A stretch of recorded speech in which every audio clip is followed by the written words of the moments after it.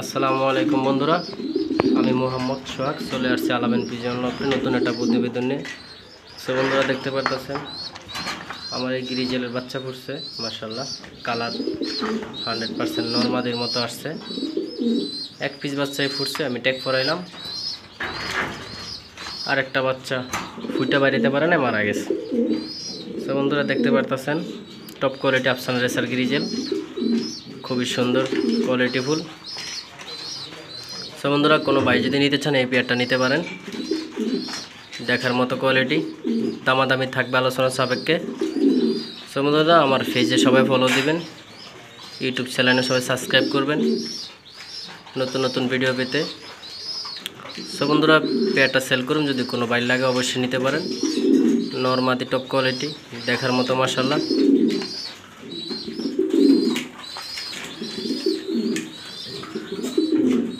নরমাদি দেখতেই পারতেছেন বন্ধুরা, দেখার মতো কোয়ালিটি।